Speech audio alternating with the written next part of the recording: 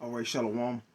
First and foremost, I want to give all praises, honor, and glory to Yahweh, Bahashim, Yahweh Shai, Bahashim, Chaha, Kwadash. I want to give double honors to the head apostle and others, a great millstone to rule well and teach well. Peace and blessings to you, sincere Akim, that are pushing this truth all over the four corners of the earth, week in and week out, in all truth and sincerity. This is going to be a response to Elder Apostle Gabar. His video is entitled, "This is Why the So-Called Black Woman is the Least Dateable." All right, this is why the so-called black woman is the least dateable.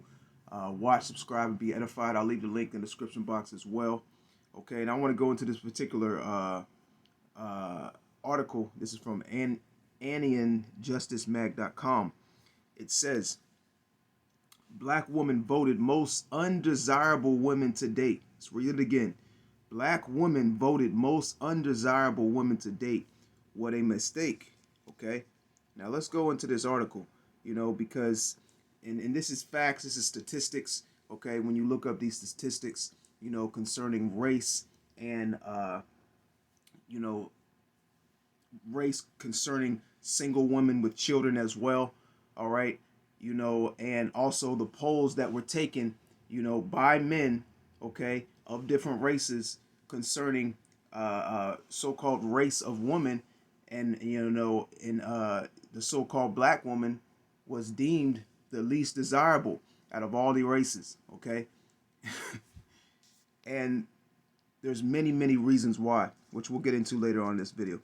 Let's get into this article. It says, "What is it with black women, and why won't people leave us alone? Not only do we have to face unfavorable statistics," okay, well, these statistics are actually accurate, okay, "that tell us we are the least likely to get married out of the other racial groups, and the least desirable of all women in the dating pool." Okay?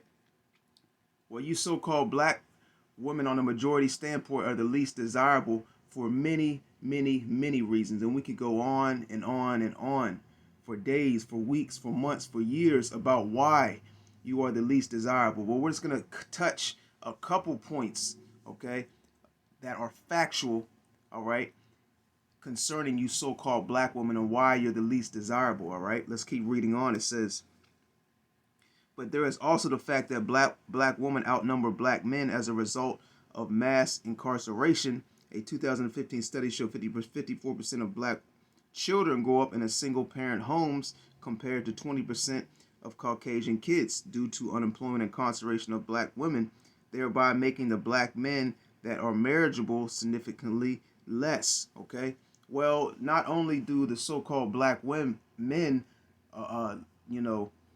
desire you the least amount of all these so-called races of women on the earth, but you're also the least desirable out of these other nations as well, man. Okay? It says, "This lack of eligible black men is further," and in this article, you gotta eat the meat and spit out the bones, because they're gonna try to back the so-called black woman to a certain level, even with these statistics, okay, and in various facts, okay, about the way the majority of the so-called Negro women act, carry themselves, and in the mindset that they're in, all right? It says, "This lack of eligible black men is further exacerbated when a percentage to choose to date outside the race. Maybe this is why," hey, and that further proves the point, because, here it is, there's far more so-called black women than there is so-called black men. So you would think these so-called black men, okay, would have a whole lot to choose from, you know. And the answer is actually yes, they do have a whole lot to choose from, but the choices that they have concerning so-called black women are, bottom of the barrel, so to speak, man. You're dealing with attitudes. You're dealing with women with multiple kids, multiple baby daddies, okay? She has a certain persona, way she carries herself. She has improper hygiene. She's loud. She's clamorous, okay? She wants to rule over you. She thinks you're supposed to bow down to her, okay? She doesn't want to be a woman. She doesn't want to tend to her man, all right? And then now, and this pertains to all you so-called Negro, Latino, and Native American women as well, but mainly, concerning the so-called black woman, man. Okay, she's the worst off out of all the women amongst the so-called Negroes, Latinos, and Native Americans. Okay, it says uh, maybe this is why black women are so bitter when they see their men with women of other races. Well, hey, man, like they're getting with these women of these other nationalities, okay, you know, because of it should be obvious reasons to these women, all right. These women of these other nations, man, they're a lot more tolerable. Okay, they don't talk as much, they listen more, they actually want to tend to the needs of their man on a certain level. You're going to deal with problems with all these women, but for the most part, we ain't got to deal with the bullshit that we got to deal with the so-called black woman, man. All right, these black women are all out of shape. Okay, they just let everything go. They don't eat right. They have improper hygiene. They have improper diet. Okay, they have a very grotesque mindset. All right, and then they are unmanageable. They don't want to listen. They don't want to learn. They can't be taught. They're very prideful. Okay,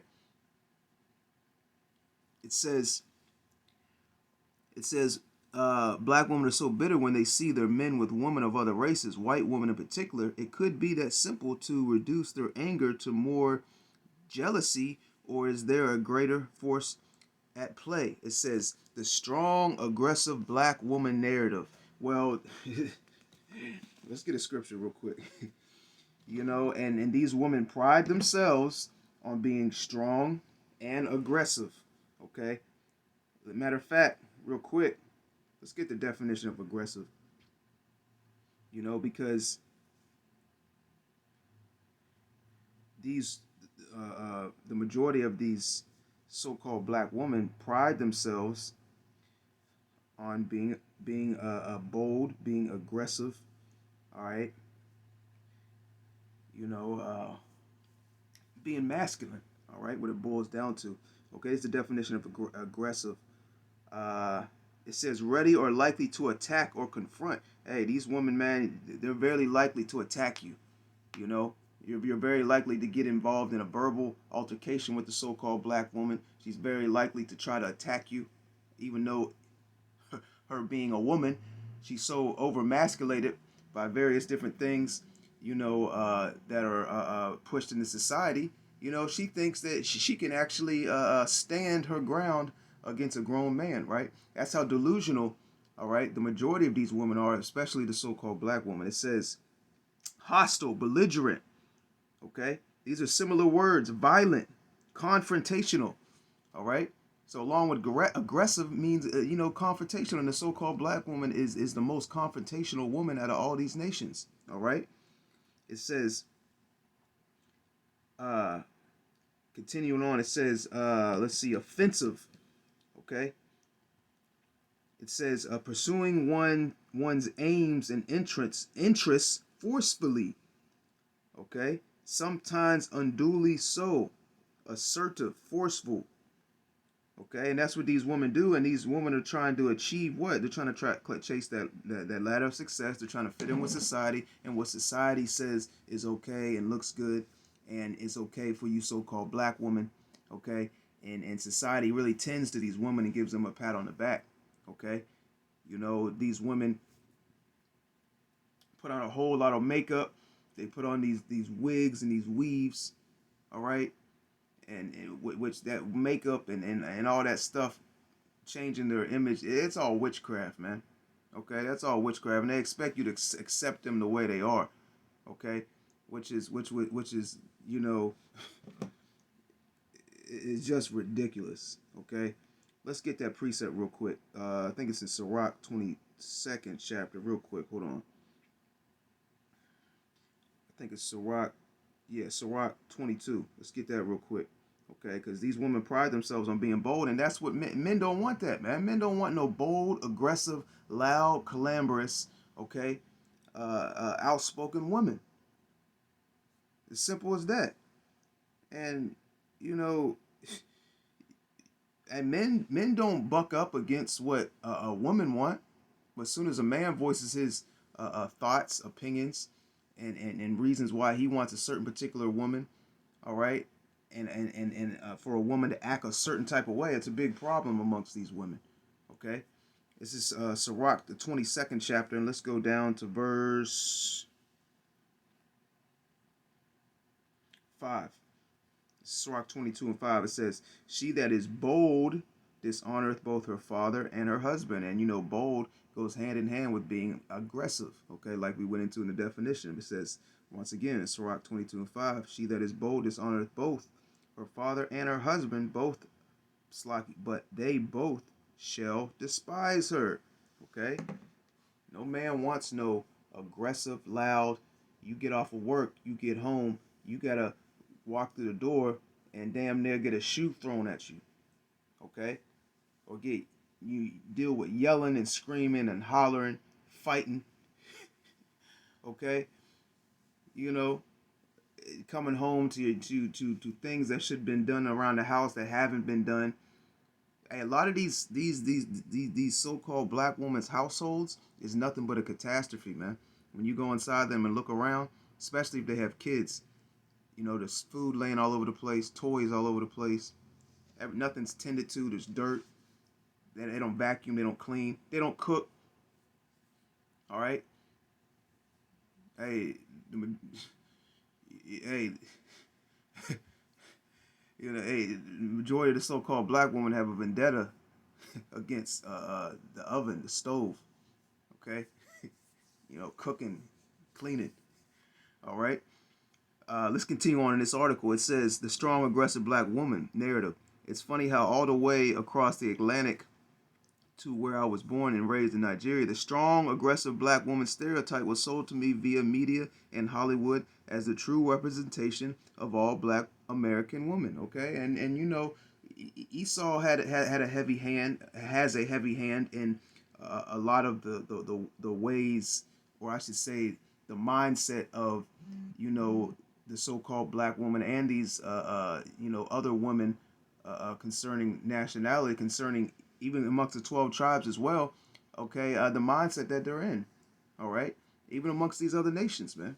Okay, you see these other nations come over here to America, and once they get a sip of that Babylonian juice, they starting to take you know, the ideologies, the philosophies of this place, man.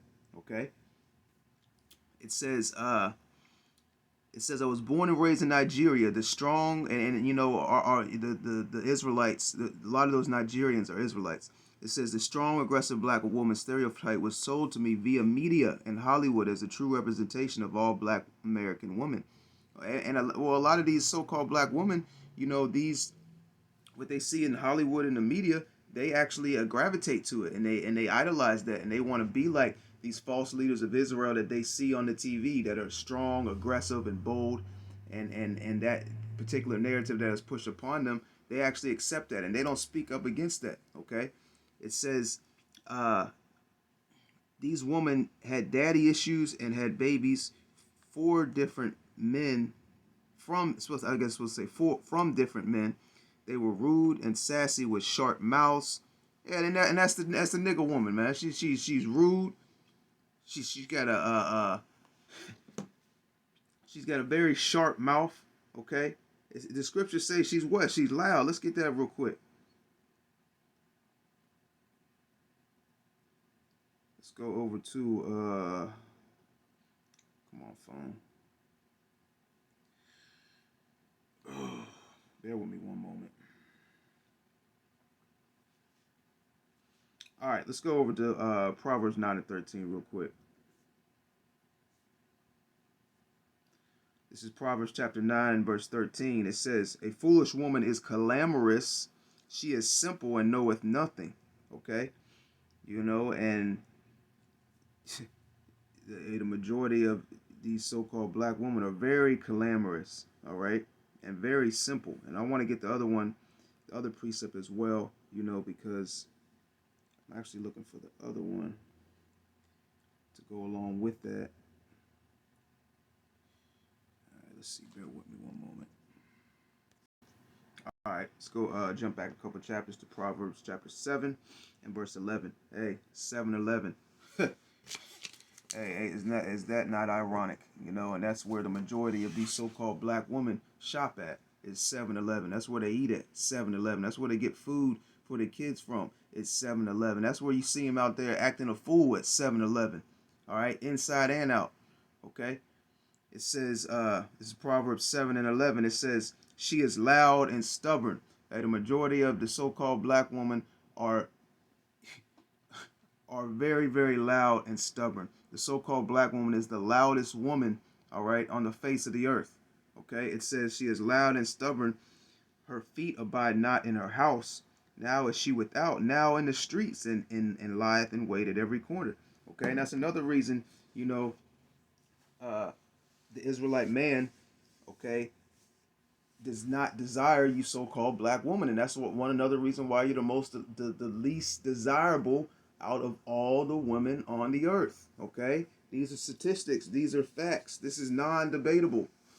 Okay, because you'll have a lot of these women try to debate and try to, you know, bring up reasons and scenarios and why, and you know, and then they want to lash out at us because we oh, y'all just want white, y'all just want this, y'all just want to pick me, you know, and then they'll call you names because you don't want them. Okay, it says, let's read on. It says, they were rude and sassy with sharp mouths. This is the narrative pop culture gave us. They used a minority to represent the majority. They sold us hatred and shame of our own race. They did this by promoting what we call ratchet TV and entertainment. Well, hey, guess what? You so-called black women support ratchet TV and entertainment. All right, you support these women in Hollywood and the music industry that push all that madness. Okay, not only upon you, but upon your children as well. Okay, you support that. Okay, you ultimately you influence that type of behavior. All right. Let's go down a little bit more. And I don't know if it's going to let me read the whole article without going into the app, but nevertheless, I'll still put the link in the description box, which you can do a simple Google search for this, which Apostle Gabar goes into in his video. Um, so let's see here. Let's read this last paragraph as well.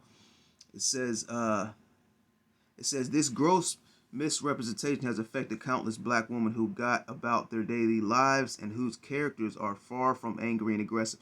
A very, very small percentage of so-called black women do not fit those stereotypes. Okay, the majority of the so-called black women fit those stereotypes, man.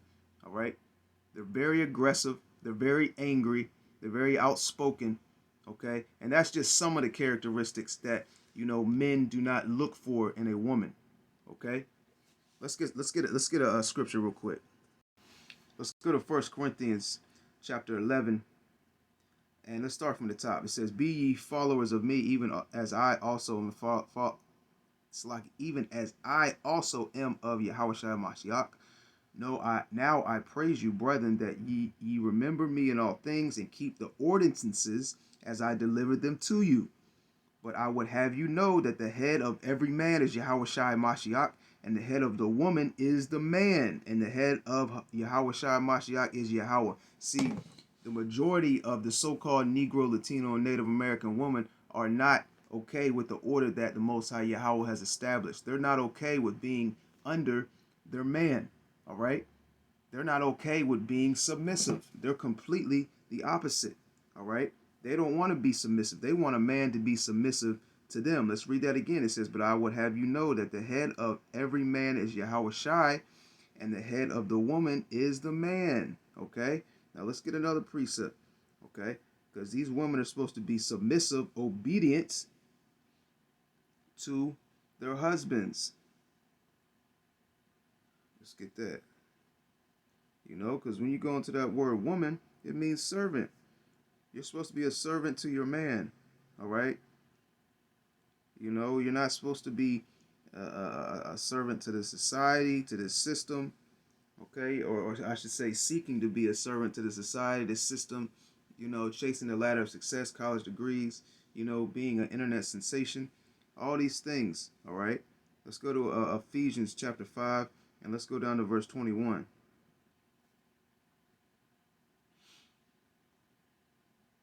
This is Ephesians chapter 5 and 21. Let's start in 22. It says, "Wives, submit yourself unto your own husbands as unto the Lord." Okay? For the husband is the head of the wife, even as Yahushua Hamashiach is the head of the church, and he is the savior of the body. Okay? So you're supposed to submit yourselves unto your husbands, and that's another reason you're the least desirable, because you're the most unsubmissive. All right? You're the most coarse and rough woman on the face of the earth. Okay? It says, "Wives, submit yourselves unto your own husbands as unto the Lord, for the husband is the head of the wife." Okay? So your husband, your man, is over you. All right? As simple as that, point blank, period. You can't get around it. Okay? Let's get one more precept and then we can wrap it up. We're going to go to Isaiah, the third chapter, and go down to the 12th verse. But let's see if there's any more meat in this paragraph right here real quick. Okay, it says, "It has gotten bad to the point that a black woman speaking up for her rights or complaining about something she doesn't like is automatically tagged angry and an angry black woman." Well, there you go with that speaking part again. All right, you women should try and practice to be more quiet, to stop talking so much. Okay, all right. And the so-called black woman talks more than any of these women on the face of the earth. All right, I'm gonna read that again. It says, "It's gotten bad to the point that a black woman speaking up for her rights." And that's another problem, man. These women. I'm gonna try to leave sensitive words out of this video for obvious reasons, but their rights. Okay, my body, my choice. Okay, it should be this way, not that way. Okay, we've came so far. We're able to. Hey man, all that is against Yahweh Shem Yahushua. Okay, that's all against. All right, how you women are supposed to be carrying yourselves, how you're supposed to be acting, in the mindset that you come in. All right, a woman that's speaking up for rights is in a certain mindset that ultimately is against not only you so-called Negro, Latino, and Native American men, but all men in general. Okay, it said it has gotten bad to the point that a black woman speaking up for her rights or complaining about something she doesn't like. Okay, and what is the majority of these women complaining about? All right, they complain about how they're not receiving so-called things that men receive, which ultimately they are in today's day and age. And I would argue that they're receiving more, benefits, and the standards have been lowered for them to benefit in society. Okay, ultimately, you women have been put up on a pedestal. Okay, but they complain about basically what men want and what men look for in a woman, and ultimately the so-called black woman is complaining because she ain't getting chose no more, man. All right. Men aren't looking at her no more. Okay, they don't want to deal with the shit. Even if a so-called black woman looks somewhat like something, all right, she's not getting chosen just off the strength of they know what comes along with that, and a whole lot comes along with that, man. Okay, let's go to Isaiah the third chapter real quick, and let's go down to verse 12.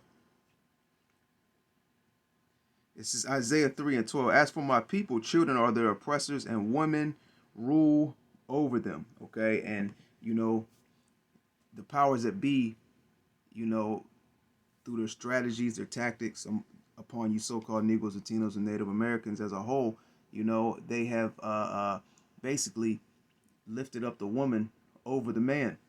Okay, and they have put her up on somewhat of a pedestal and given her benefits, given her a platform, given her a voice, given her means, to do what she pleases, so to speak.